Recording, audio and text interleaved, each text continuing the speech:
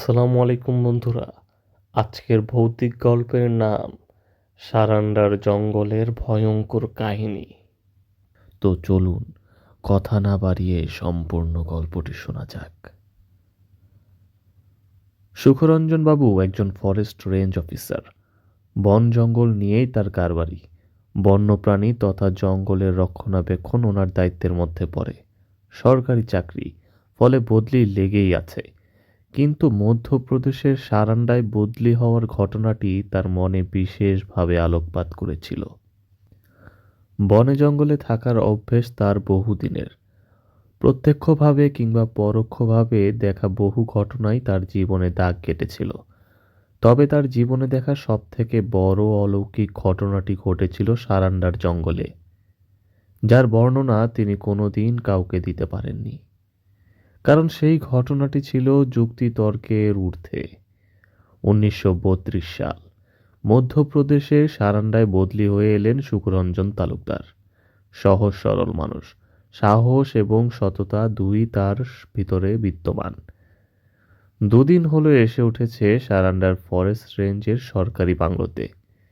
পশু শিকারের একেবারে বিরোধী তিনি। যে কোনো জায়গায় গেলেই প্রথম কাজ জঙ্গলটা ভালো করে টহল দিয়ে নেওয়া, প্রতিটি প্রাণীর শারীরিক অবস্থা নিরীক্ষণ করা। শুধু বন্য আধিকারিক বলে ভুল হবে, ছোটখাটো পশু চিকিৎসকও বলা যায় তাকে। ফলে যেখানেই তিনি বদলি হয়ে যান না কেন, অনেকের কাজের সুরাহা হয়ে যেত। একদিন বিকালে বাংলোয় বসে আরাম করছেন, হঠাৎ তার এক বন্ধু এসে হাজির। তিনিও তার মতোই একজন ফরেস্ট রেঞ্জ অফিসার। তবে সুখরঞ্জন বাবু দায়িত্বে আসবার পর তার বদলির নির্দেশে পাকাপাকিভাবে বরাদ্দ হয়ে গেল। কিন্তু যাবার আগে একবার বন্ধুর সাথে দেখা করতে এলেন নীলকান্ত বাবু। এই জঙ্গলটা বড় অদ্ভুত সুখরঞ্জন, আমার অভিজ্ঞতা বড় বিচিত্র। এই জঙ্গলে একটা বুনো জানোয়ার আছে। সাক্ষাতের একেবারে শেষ মুহূর্তে এসে কথাটি বললেন নীলকান্তবাবু। জঙ্গল সম্পর্কে তার করা মন্তব্যগুলির মধ্যে সবচেয়ে বিচিত্র ছিল এটি। সুখরঞ্জনবাবু কথাটি শুনেও না শোনার ভান করলেন। দু একটা বুনো খেকশিয়াল ছাড়া এখনো তেমন কিছু নজরও পড়েনি। এর চেয়েও ভয়ঙ্কর কোনো জন্তু আছে বলে তো মনে হয় না, বললেন সুখরঞ্জনবাবু। কথাটি শুনে নীলকান্তবাবু কোনো জবাব দিলেন না। আচ্ছা, বুনো জানোয়ার বলতে তুই ঠিক কি বলতে চাস? মাথা চুলকাতে চুলকাতে জিজ্ঞাসা করলেন সুখরঞ্জনবাবু। কথাটার গুরুত্ব তেমন না দিলেও অন্তর্নিহিত অর্থকে একেবারে উড়িয়ে দিতে পারলেন না সে। নিজের চোখে দেখলে হয়তো বুঝবি। যার যার বিশ্বাস তার তার কাছে। সবার যুক্তিও এক নয়, আবার সবকিছুকে দেখার ধরনও এক নয়, অকপটে বললেন নীলকান্তবাবু। তোর যত সব উদ্ভট কল্পনা। সুখরঞ্জন বাবুর মুখে ব্যঙ্গ করার হাসি। খুব একটা অবাক হলেন না নীলকান্তবাবু। তবে এই কথাটি বলবার পর সুখরঞ্জন বাবুর কাছ থেকে তিনি এমন প্রত্যুত্তরটি আশা করেছিলেন। ফলে কথা না বাড়িয়ে তিনি বিষয়টা এড়িয়ে গেলেন। এক কাপ কফি কোনো রকমে শেষ করে বললেন, আজ তবে উঠি সুখরঞ্জন, সাবধানে থাকিস। কথাটি শেষ করেই হনহন করে ঘর থেকে বেরিয়ে গেলেন নীলকান্তবাবু। বিষয়টি নিয়ে সারা রাত ভাবলেন সুখরঞ্জনবাবু। নীলকান্তবাবুর এমন বিচিত্র আচরণ তাকে যথেষ্ট উদ্বিগ্ন করে তুলেছে। নিঃসঙ্গতাই যখন সঙ্গী, তখন একাই বিষয়গুলি মীমাংসা করতে হবে, এমনটাই নিজেকে বোঝাতে লাগলেন তিনি। পরিবার পরিজন ফেলে জঙ্গলে আসা, সরকারি চাকরির তকমাটা গায়ে লেগে গেলেও কাজটা অনেকটাই দুঃস্বপ্নের মতো। বন্য জীবজন্তুর সাথে একই জায়গায় বসবাস করা, তবুও নিজের পেশাকে তিনি কোনোদিন খারাপ চোখে দেখেননি। তাই মনে মনে ভাবলেন বুনো জানোয়ারের অর্থটা নিজেই খুঁজে বার করবেন। পরের দিন সকালে রোজকার অভ্যেসের মতো সুখরঞ্জন বাবু জঙ্গল এলাকায় উদ্দেশ্যবিহীনভাবে ভ্রমণে বেরিয়ে পড়লেন। বন্যপ্রাণী এবং বনানীর ইতিকথা তার পুঙ্খানুপুঙ্খ জানা, তাই নিজের চোখে দেখে ধারণা করাটাই তার কাছে সবথেকে বড় মনে হলো। কোনো একজন সঙ্গীকে সঙ্গে নিতে পারতেন, তবে তার উদ্দেশ্য ছিল জায়গাটা ঘুরে দেখা। বনের পশু পাখিরাও নাকি কথা বলে, গাছগাছালিও নাকি মানুষের উপস্থিতি টের পায়, এমনটাই ধারণা ছিল তার। মোটের উপর পায়ে হেঁটে বেড়াতে সুখরঞ্জন বাবুর জুড়ি নেই। চলার পথে যা কিছু চোখে পড়ত সেগুলোর মনের খাতায় টুকে নেওয়া ছিল তার স্বভাব। একজন প্রকৃত প্রকৃতিবিদের নাকি এমনটাই আচরণ হওয়া উচিত। সেদিন সকালে ওনার যা নজরে পড়ল তা অন্যান্য দিনের সাধারণ অভিজ্ঞতার থেকে অনেক আলাদা। ঘন জঙ্গলের মধ্যে একটি জলাধারের পাশে মসৃণ পাথরের ওপর শুয়ে রয়েছে বছর 15-র একটি মেয়ে। স্নিগ্ধ রোদে নিজের ফর্সা সুন্দর শরীরটার রাজকীয় বিলাসে শুকিয়ে নিচ্ছে। সদ্য স্নানের কারণে ওর ভিজে চুল দুভাগ করে মাথার সঙ্গে লেপ্টে রয়েছে। গাঢ় কালো রঙের মণি দুটো চিতাবাঘের মতো তপতপ করে জ্বলছে। অলস অথচ তীক্ষ্ণ সতর্ক দৃষ্টিতে চেয়ে রয়েছে সুখরঞ্জন বাবুর দিকে। এই যেন এক অপ্রত্যাশিত অপচ্ছায়া। এমন আবিষ্কার তার দ্বারা এর পূর্বে কোনো দিনও হয়নি। মেয়েটিকে কোনো কিছু জিজ্ঞাসা করবার আগেই গভীর চিন্তায় নিমজ্জিত হয়ে পড়লেন তিনি। এই মেয়েটি কোথা থেকে এলো? গভীর জঙ্গলের মধ্যে সে কি করছে? এখানে আসবার পর তিনি শুনতে পেয়েছিলেন স্থানীয় কোনো এক ব্যক্তির বাচ্চা রাত বিরাতে গায়েব হয়ে গেছে। এই মেয়েটি সে নয় তো? কিন্তু সেটা তো নিতান্তই একটা বাচ্চা ছিল, এমন বড়সড় কিশোরী নয়। অতশত না ভেবে তিনি মেয়েটিকে প্রশ্ন করেই ফেললেন, তুমি কে? কি করছো ওখানে? মেয়েটি বলল, দেখে কি মনে হচ্ছে? না, আমার মনে হলো তাই প্রশ্ন করলাম। কেন, দেখে বুঝতে পারছেন না রোদ পোহাচ্ছি? সুখরঞ্জন বাবু জিজ্ঞেস করলেন, কোথায় থাকো? মেয়েটি বলল, কেন? এই জঙ্গলেই থাকি। জঙ্গলটা দারুণ সুন্দর। মেয়েটির কণ্ঠস্বরে অনেক উৎসাহের ছোঁয়া পাওয়া গেল। সুখরঞ্জন বাবু জিজ্ঞেস করলেন, রাতে কোথায় থাকো, কোথায় ঘুমাও? মেয়েটি বলল, তা জেনে আপনার কি হবে? বললাম তো এখানেই থাকি, এখানেই খাই, এখানেই ঘুমাই।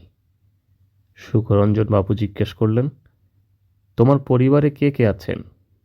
মেয়েটি বলল, আমার কেউ নেই, দিন রাত্রি আমি এই জঙ্গলেই কাটিয়ে দেই। তাছাড়া রাতে তো আমি ঘুমাই না, তখনই আমার সব থেকে বেশি কাজ পড়ে। একটা অস্বস্তিকর অনুভূতি সুখরঞ্জন বাবুর মনে জায়গা করে নিতে লাগলো। তার মনে পড়ল নীলকান্ত বাবুর বলা কথাগুলো। তিনি বেশ ভালোই বুঝতে পারলেন একটা রহস্যের সমাধানকে আঁকড়ে ধরতে গিয়ে সেটা কৌশলে তাকে এড়িয়ে যাচ্ছে, কিন্তু এর সমাধান তাকে করতেই হবে। সুখরঞ্জন বাবু জিজ্ঞেস করলেন, তুমি কি খাও?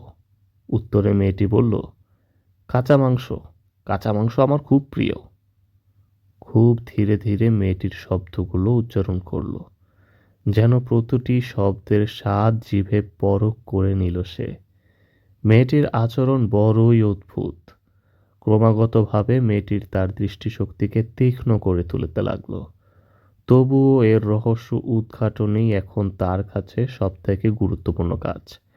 ভয় না পেয়ে সুখরঞ্জন বাবু আবার প্রশ্ন করলেন, তবে এবারের প্রশ্নে মেয়েটি বেশ বিরক্ত বোধ করল।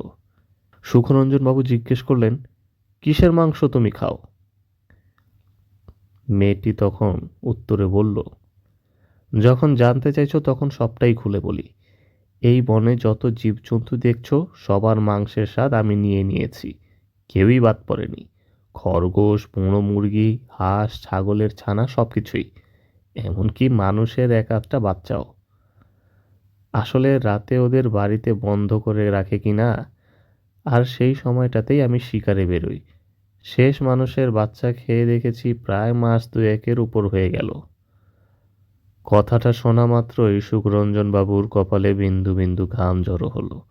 হঠাৎ মনে পড়ে গেল স্থানীয় আধিকারিকের কথা, যার বাচ্চা গায়েব হয়েছিল।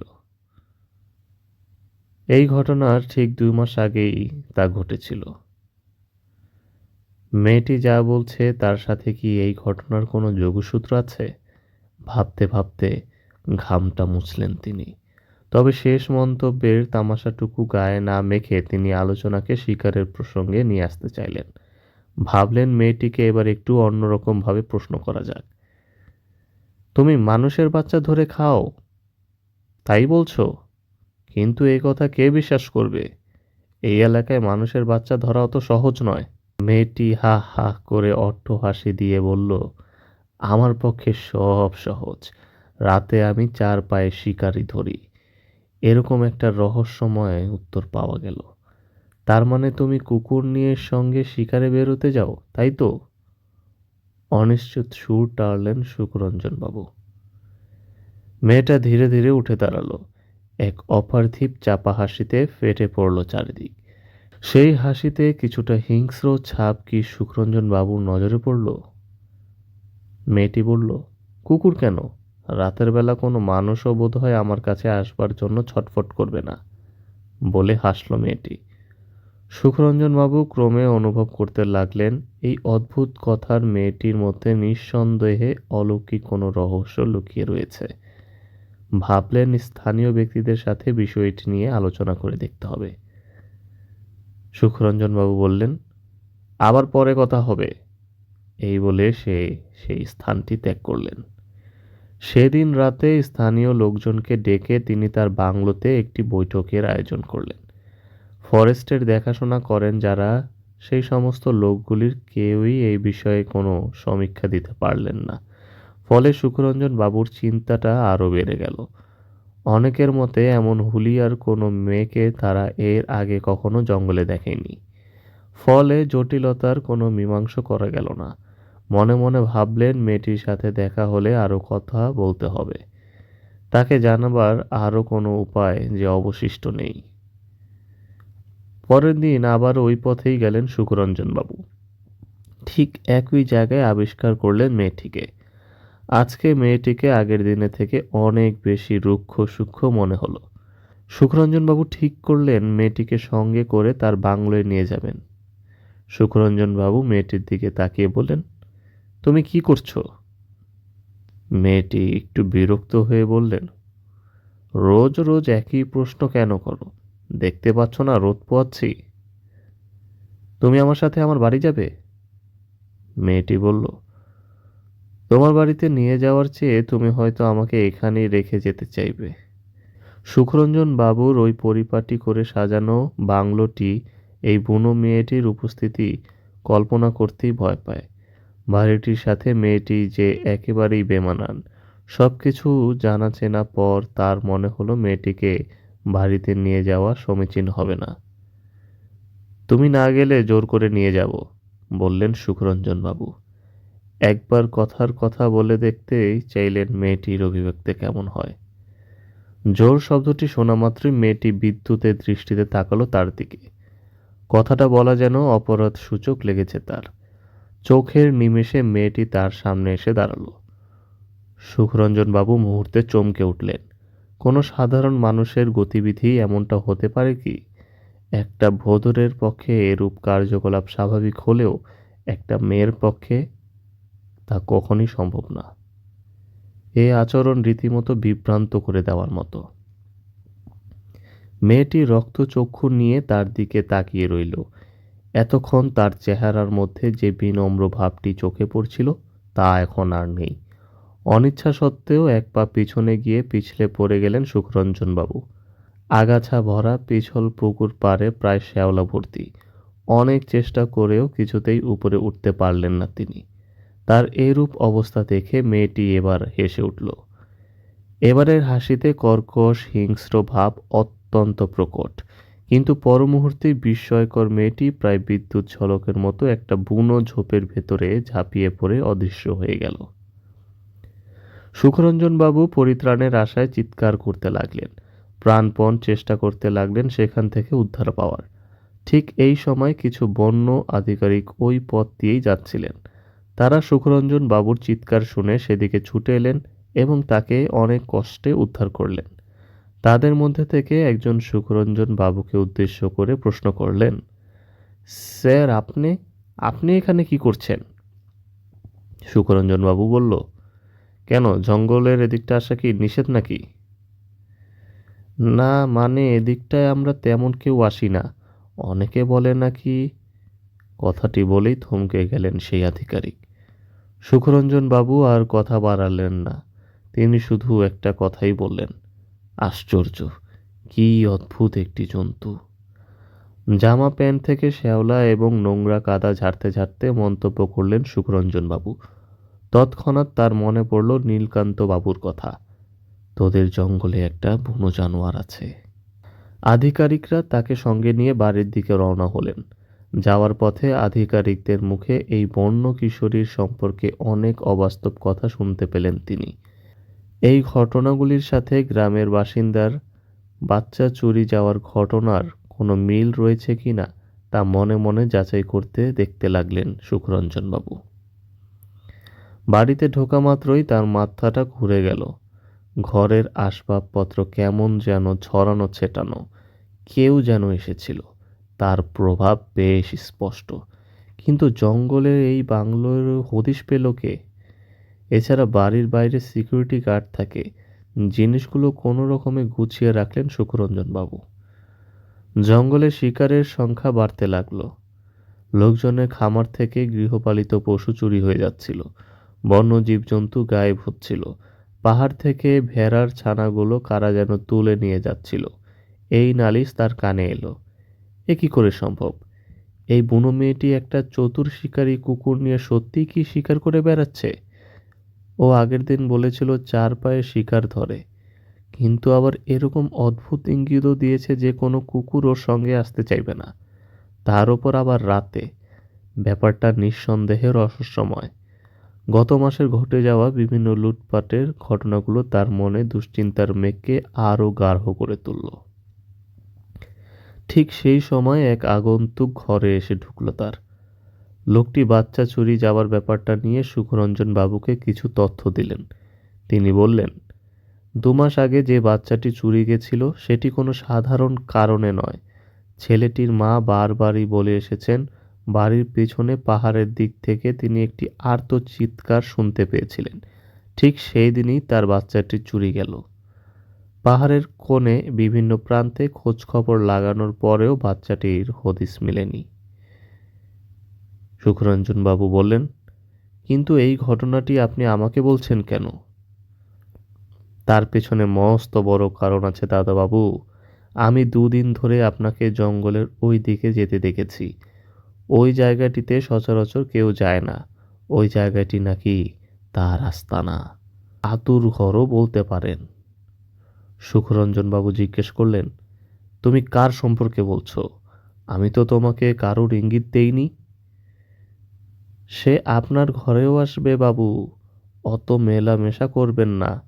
আপনি আমাকে চিনবেন না। আমি পাশেই গ্রামে থাকি। আপনাকে সাবধান করে দেওয়া আমার কর্তব্য ছিল, তাই আসলাম। সমস্ত কিছু বিষয়টিকে আরও জটিল থেকে জটিলতর করে তুলছিল। সুখরঞ্জন বাবুর কাছে সমগ্র বিষয়টি ধোঁয়াশায় পরিণত হচ্ছিল। বারবার তার মাথার মধ্যে একটা কথাই ঘুরপাক খাচ্ছিল, তাহলে সবকিছুর মূলে কি ওই বুনো মেয়েটাই জড়িত? এটি নিতান্তই অবিশ্বাস্য ব্যাপার।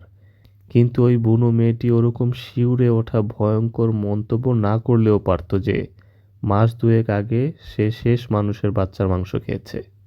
ঠাট্টা করে এ ধরনের বুক কাঁপানো মন্তব্য করা ঠিক নয়। সেদিন রাতে এক ভয়ঙ্কর আর্তচিৎকার শুনতে পেলেন তিনি। জঙ্গলের গভীরে কোনো নেকড়ের আর্তচিৎকার। জঙ্গলের নিস্তব্ধতাকে ভেদ করে তার কানে এসে বিঁধল। কোনো সাধারণ নেকড়ের চিৎকার ছিল না এটি।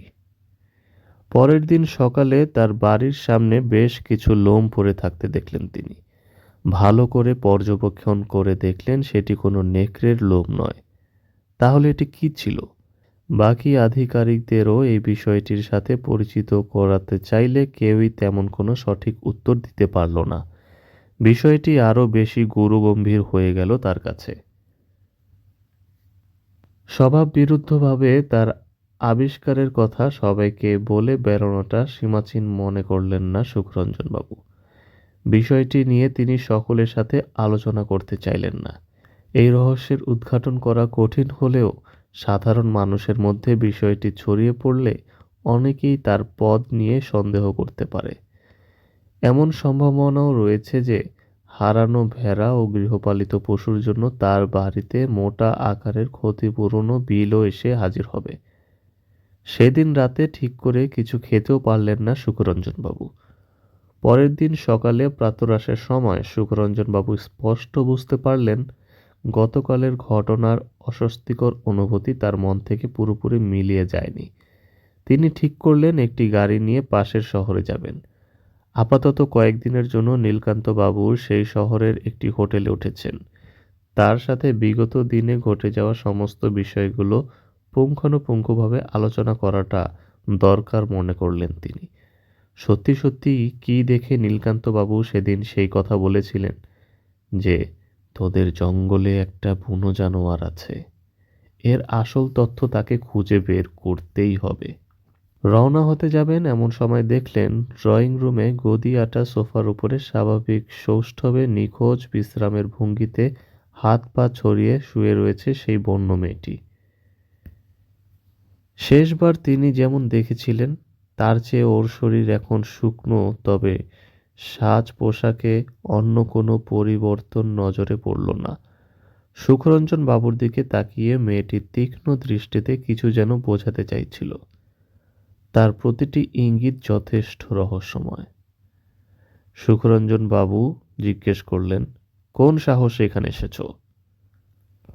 মেয়েটি বলল, ভাবলাম জঙ্গলে একা একা কি আর করব, এছাড়া তুমি তো বলেছিলে জঙ্গলে একা না থাকতে, তাই আসলাম। মেয়েটিকে দেখে আজকে আর দয়া করতে ইচ্ছে করল না তার। মেয়েটির এমন আকস্মিক আবির্ভাবের কারণ কি তা বুঝতে পারলেন না তিনি। সুখরঞ্জন বাবু বললেন, আমায় এখন বেরোতে হবে, তুমি আপাতত যাও। বলেই মেয়েটিকে হাত ধরে বার করে দিলেন সুখরঞ্জন বাবু। মেয়েটি কিছু বলল না। সুখরঞ্জন বাবু পরিষ্কার জানিয়ে দিলেন, আমি না থাকলে এখানে আসবে না কোনোদিন। বাংলোর বাইরে আস্তে আস্তেই চোখের নিমেষে অন্ধকারে গায়েব হয়ে গেল সেই মেয়েটি। এত তাড়াতাড়ি কিভাবে কোনো মানুষের পক্ষে চোখের আড়াল হওয়া সম্ভব? গাড়িতে যেতে যেতে বারবার তার একটা কথাই মাথায় আসছিল, মেয়েটির চালচলন সত্যি ভীষণ রকম অদ্ভুত। শুধু তাই নয়, আজকে হঠাৎ মেয়েটি তার বাংলোয় এসে যেভাবে আরাম করছিল সেটাও বড্ড অবাক করে দেওয়ার মতোই ব্যাপার। কিন্তু মেয়েটি বাংলোয় এলোই কিভাবে? ঘটনা অনেক হলেও কোথাও না কোথাও যোগসূত্রের কেন্দ্রবিন্দু ওই মেয়েটি, এমন মনে হতে থাকলো তার। পথে যেতে যেতে হঠাৎ তার গাড়িটা থমকে দাঁড়ালো। সুখরঞ্জন বাবু দেখলেন গাড়ির সামনে কেউ যেন দাঁড়িয়ে রয়েছে। গাড়ির হেডলাইটের আলোটা গিয়ে পড়েছে তার মুখে। তিনি দেখে চমকে উঠলেন, সেই বন্য মেয়েটি দাঁড়িয়ে আছে। তাকে ঘিরে দাঁড়িয়ে রয়েছে অজস্র নেকড়ে। নেকড়েগুলো ঘো ঘো শব্দ করছে, যেন তীব্র প্রতিবাদের সুর ভেসে আসছে তাদের গলার স্বরের মধ্যে দিয়ে। কোন সত্যকে লুকোতে চাইছে তারা? আর তাদের প্রতিনিধিত্ব করছে এই মেয়েটি। সুখরঞ্জন বাবু তাদের তোয়াক্কা না করে সজোরে গাড়ি চালিয়ে সেখান দিয়ে বেরিয়ে গেলেন। আবার কোনো নতুন ভয় গিয়ে ধরল তাকে। সুখরঞ্জন বাবু যা দেখেছেন তা এতই অস্বাভাবিক যে সত্যিকারের কোনো সুস্থ মানুষ তাকে প্রকৃত ঘটনার মর্যাদা দিতে চাইবেন না। নীলকান্ত বাবুর বাড়িতে পৌঁছাতে পৌঁছাতে অনেক রাত হয়ে গেল। নীলকান্ত বাবু তাকে দেখেই বুঝলেন পূর্বের ঘটে যাওয়া ঘটনাগুলির সত্যতা যাচাইয়ের স্বার্থেই সুখরঞ্জন বাবুর আগমন ঘটেছে। তাই তিনি অবাক হলেন না। সুখরঞ্জন বাবু বড্ড তাড়া নিয়ে সেদিকে গেছিলেন। রাতটা ওখানেই কাটানোর তার পক্ষে সম্ভব ছিল না। নীলকান্ত বাবুকে তিনি পূর্বে ঘটে যাওয়া সমস্ত ঘটনা বিবরণ দিলেন। কিছু অধরা সত্যের কথা জানতে চাইলেন তার কাছে। নীলকান্ত বাবু বললেন, তোর ওখান থেকে যেদিন চলে আসি তার আগের দিন সন্ধ্যায় তোদের বাগানের দরজার কাছে কতগুলো আগাছা ঝোপের আড়ালে আমি দাঁড়িয়েছিলাম। দেখছিলাম অস্ত যাওয়া সূর্যের মিলিয়ে আসা আলো। হঠাৎ এক নগ্ন কিশোরীকে নজরে পড়ল। ভাবলাম হয়তো গ্রামেরই কোনো বাসিন্দা, আশেপাশের কোনো পুকুরে স্নান করতে এসে থাকবে। মেয়েটিও খোলা পাহাড়ের উপর দাঁড়িয়ে সূর্যাস্ত দেখছিল। হাবভাব ভীষণই অদ্ভুত মনে হয়েছিল মেয়েটির। ওর দাঁড়ানোর বন্য ভঙ্গি আমাকে মুগ্ধ করেছিল। আমি কিছু না বুঝে মেয়েটির পিছু করলাম। মেয়েটি খুব কাছাকাছি এসে তাকে ডাকতে যাব, ঠিক সেই মুহূর্তেই সূর্য অস্তে গেলে পাহাড়ের আড়ালে সমস্ত কামলা ও গোলাপি রং সামনের প্রকৃত দৃশ্য থেকে মুছে গেল। পড়ে রইল ধূসর ঠান্ডা ছায়া। আর ঠিক সেই সময় ঘটল এক আশ্চর্য ঘটনা। মেয়েটি হঠাৎ অদৃশ্য হয়ে গেল। অদৃশ্য হয়ে গেল মানে? উত্তেজিতভাবে জানতে চাইলেন সুখরঞ্জনবাবু। নীলকান্তবাবু স্থির দৃষ্টি সন্দেহটা আরো বাড়িয়ে দিল। সবথেকে অদ্ভুত ব্যাপার ছিল সেটাই। খোলা পাহাড়ের ঠিক যে জায়গাটায় 1 সেকেন্ড আগেও মেয়েটি দাঁড়িয়েছিল, এখন সেখানে দাঁড়িয়ে একটা বিশাল নেকড়ে। গায়ের রং কুচকুচে কালো, সদন্ত চকচক করছে, হলদে চোখ দুটো নৃশংসতায় ভরা। ভাবতে পারছিস? কথাটা শেষ করেই ভয় পেয়ে কাঁপতে থাকলেন নীলকান্তবাবু। কিন্তু সুখরঞ্জন বাবুর মনের মধ্যে তখনও সাহসের শেষ শিখাটি জ্বলন্ত হয়ে রয়েছে। উনি এসব অবান্তর কথায় বিশ্বাস করতে পারলেন না, কারণ মেয়েটিকে স্বচক্ষে তিনি 2 দিন দেখে এসেছেন। বন্য মেয়েটি মানুষ নেকড়ে আখ্যায় ভূষিত করা চলে না। ওই মুহূর্তে তিনি স্থান ত্যাগ করলেন, গাড়ি নিয়ে জঙ্গলের পথ ধরলেন বাড়ির পথে। মেয়েটির সত্যতা অন্বেষণে তিনি আরো আগ্রহী হয়ে উঠলেন। জঙ্গলের মধ্যে দিয়ে সজোরে গাড়ি চালাতে লাগলেন তিনি। এমন সময় গাড়িটি হঠাৎ বন্ধ হয়ে গেল। চারিদিকে ঘন জঙ্গল। সেই নিশ্ছিদ্র অন্ধকারের মায়া ভেদ করে সামনে এসে দাঁড়ালো একটি হিংস্র বাঘ। সুখরঞ্জন বাবুর সঙ্গে একটি লাইসেন্সপ্রাপ্ত রিভলভার সবসময় থাকত, কিন্তু বাঘের আয়তনের কাছে তার রিভলভারটি খুবই ক্ষুদ্র। বন্য এই বাঘের কাছ থেকে রেহাই পাওয়া তার পক্ষে সম্ভব হবে কিনা সেই মুহূর্তে বুঝতে পারছিলেন না তিনি। ওই বাঘের সাথে আরো কিছু বাঘ এসে জুটল। 3-4টে বাঘ মিলে ঝাঁপিয়ে পড়ল তার গাড়ির উপর। ঠিক সেই সময় কারো হিংস্র চিৎকার শব্দ শুনতে পেলেন তিনি, যা বাঘের গর্জনের চেয়েও মারাত্মক। চোখের সামনে দেখতে পেলেন মেয়েটি এসে দাঁড়িয়েছে। গাড়ির হেডলাইটে আলোটি এসে পড়ল মেয়েটির মুখে। সুখরঞ্জন বাবু ভয় এবং আতঙ্কে চিৎকার করে উঠলেন। তিনি দেখলেন মেয়েটির অর্ধেক শরীর নেকড়েতে পরিণত হয়েছে, আর বাকিটা ধীর গতিতে পরিবর্তন হচ্ছে। খুব অল্প সময়ের মধ্যে সম্পূর্ণ চেহারা বদলে গেল। এখন সে কোনো মেয়ে নয়, জলজ্যান্ত একটি নেকড়ে। নেকড়েটিকে দেখা মাত্রই বাঘের দলগুলি ক্রমাগতভাবে পেছনের দিকে সরে যেতে লাগলো। গাড়ির চারপাশে ঘিরে রেখেছিল তারা। নিমিষের মধ্যে স্থান ফাঁকা করে চলে গেল। নেকড়ে গাড়ির সামনে তীব্রভাবে চিৎকার করতে করতে জঙ্গলের মধ্যে মিলিয়ে গেল।